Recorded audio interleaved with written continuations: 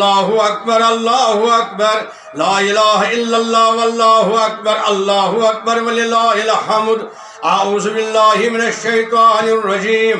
বিসমিল্লাহির রহমানির রহিম।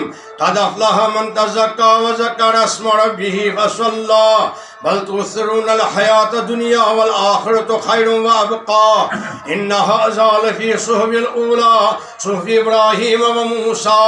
أيها المستمعون الكرام، يتلقى من هذا اليوم المؤمن دروسا ممتعة، دروسا قيمة، ولا سيما الامتثال والإيثار كما امتثل النبي الله إبراهيم عليه الصلاة والسلام ربه امتثالا، وكذلك آثر إسماعيل عليه الصلاة والسلام على أمره على ربه على نفسه. آثر إسماعيل عليه الصلاة والسلام أمر ربه على نفسه.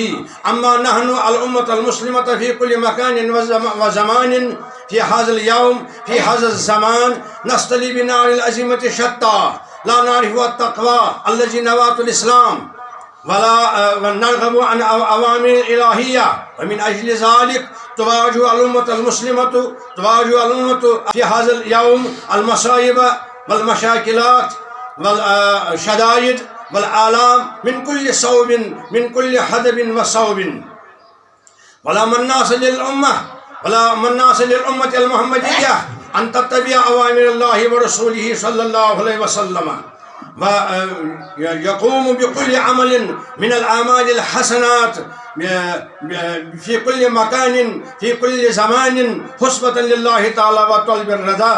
وكذلك تحت رعاية السلف الصالحين الذين آتاهم الله تعالى فقه في الدين وفسروا القرآن الكريم وبلغوا أحكام النبي العربي محمد عليه الصلاة والسلام إلى الناس. وهؤلاء فرسان الإسلام، هؤلاء فرسان الدين الذين سقوا الدين المحمدي صلى الله عليه وسلم بدمائهم إلى رمق الأخير.